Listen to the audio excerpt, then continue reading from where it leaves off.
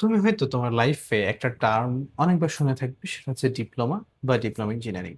এটা হতে পারে তুমি হয়তো বা কোনো ট্রলের মাধ্যমে শুনেছো, কোনো ক্রিটিসিজমের মাধ্যমে শুনেছো, কিংবা পজিটিভ জায়গা থেকেও শুনতে পারো। বাট এই ডিপ্লোমা ইঞ্জিনিয়ারিং এ আসলে কি হয়, তুমি সোশ্যাল মিডিয়াতে যেটা দেখছো যে ডিপ্লোমা ইঞ্জিনিয়ার আসলে ইঞ্জিনিয়ার না, কিংবা হচ্ছে ইঞ্জিনিয়ার, কিংবা যে কোনো কিছু, আসলে ডিপ্লোমা সম্পর্কে তোমার নলেজ কতটুকু সেটা আমি জানি না।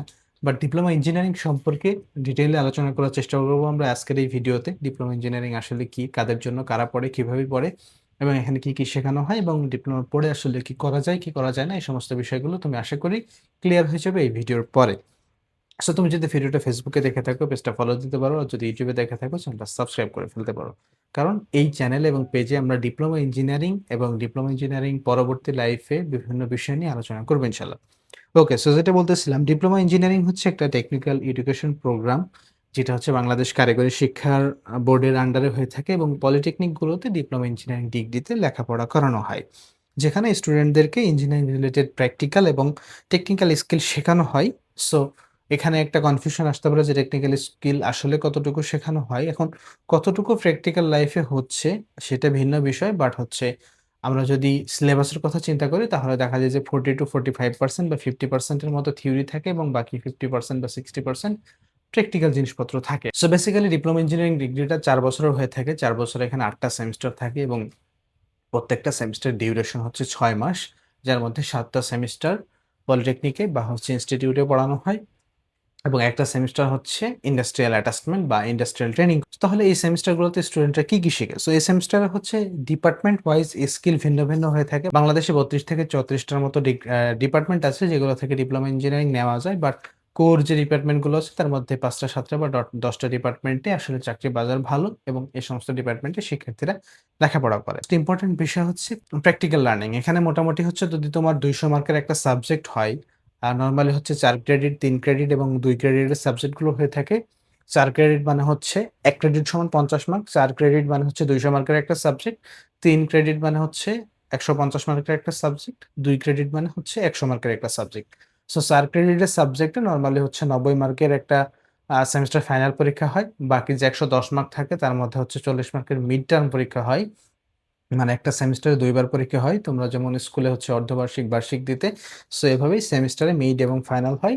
মিডে থাকে হচ্ছে 40 মার্ক, মানে 200 মার্কের সাবজেক্টে, এবং ফাইনালে হচ্ছে 90 মার্ক থাকে, এবং বাকি মার্কগুলো হচ্ছে তোমার অ্যাটেন্ডেন্স, তোমার ল্যাব অ্যাসেসমেন্ট, তোমার হচ্ছে জব, মানে জব মানে চাকরি না, এখানে অ্যাসাইনমেন্টকে জব বলা হয়, এবং হচ্ছে প্র্যাকটিক্যাল এক্সাম হয় সবকিছুর উপর বিবেচনা করে। সো ওভারঅল প্রত্যেকটা সেমিস্টার, প্রত্যেকটা দিন তোমার কাছে খুবই ইম্পোর্টেন্ট, কারণ সবগুলোর সমন্বয়ে আসলে তোমার একটা রেজাল্ট তৈরি হবে। কারণ আমরা হচ্ছে এসএসসি থাকাকালীন যেরকম এসএসসি পরীক্ষা দিছি, সেখানে আমার যে রেজাল্ট হইছে ওইটাই ফাইনাল রেজাল্ট। ডিপ্লোমাতে হচ্ছে সেটা না, যেটা এইচএসসি তেও হয় যে শুধুমাত্র ফাইনাল পরীক্ষাতে তুমি যে রেজাল্টটা করতেছো সেটাই। বাট ডিপ্লোমার ক্ষেত্রে তোমার প্রত্যেকটা সেমিস্টারের রেজাল্ট সমানভাবে গুরুত্বপূর্ণ। সমান বলতে এখানে পার্সেন্টেজ আছে।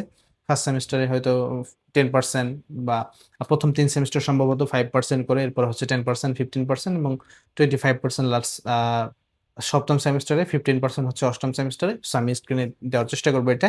সো এভাবে করে প্রত্যেকটা সেমিস্টারের গুরুত্ব আছে, প্রত্যেকটা এক্সামের, প্রত্যেকটা ল্যাব টেস্টের, প্রত্যেকটা ক্লাস টেস্টের গুরুত্ব আছে, এবং সবগুলোর সমন্বয়ে তোমার এখানে রেজাল্টটা তৈরি হয়ে থাকে। এবং এখানে রেজাল্টটা হচ্ছে সিজিপিএ হয়, আর যেটার হচ্ছে সর্বোচ্চ স্কোর 4। সো সিজিপিএ 4 এর মধ্যে তোমার রেজাল্টটা থাকবে। এবং এখানে যদি তুমি কলেজের সাথে কম্পেয়ার করো, কলেজ হচ্ছে একটা একাডেমিক বেসড রোড, যেখানে তুমি ইন্টার পাস করে পরবর্তীতে আবার ইউনিভার্সিটিতে যাবে। আর আমি যদি সহজভাবে তোমাকে বোঝানোর চেষ্টা করি, ডিপ্লোমা বা পলিটেকনিক হচ্ছে ইউনিভার্সিটি এবং কলেজের একটা হাইব্রিড মডেল। হ্যাঁ, ইউনিভার্সিটিতে যেমন অ্যাসাইনমেন্ট থাকে, মিড এক্সাম থাকে, ফাইনাল এক্সাম থাকে, পলিটেকনিকেও তুমি সবকিছুই পাবে। সো মূলত যারা, তো ডিপ্লোমার পরে আসলে কি করা যায়? ডিপ্লোমার পরে তুমি জব করতে পারবে, তুমি ইন্ডাস্ট্রিতে চাকরি করতে পারবে, মানে জব সরকারি বেসরকারি ২ টাই করতে পারবে, তুমি ফ্রিল্যান্সিং করতে পারবে, তুমি তোমার টেকনিক্যাল স্কিল ডেভেলপ করে তুমি চাইলে হচ্ছে উদ্যোক্তা হতে পারো। পরে তুমি বিএসসি ইঞ্জিনিয়ারিংও করতে পারবে। হ্যাঁ, তুমি চাইলে ডিপ্লোমার পরে সরকারি বিশ্ববিদ্যালয় থেকেও বিএসসি করতে পারো, চাইলে বাংলাদেশের অসংখ্য অগণিত প্রাইভেট ইউনিভার্সিটি আছে যেগুলো থেকেও তুমি বিএসসি ইঞ্জিনিয়ারিংটা করতে পারো। ওকে?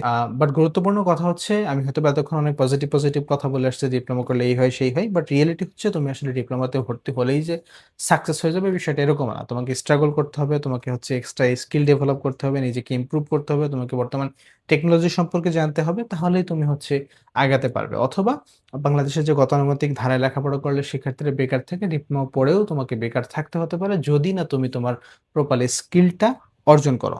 সো এজন্য তোমার ১ম থেকেই একটা স্ট্রং ফাউন্ডেশন বিল্ডিং এবং তোমার ডিপার্টমেন্টের কাজগুলো যাতে তুমি ভালোভাবে করতে পারো সেই জিনিসটা তোমার আসলে জানা উচিত।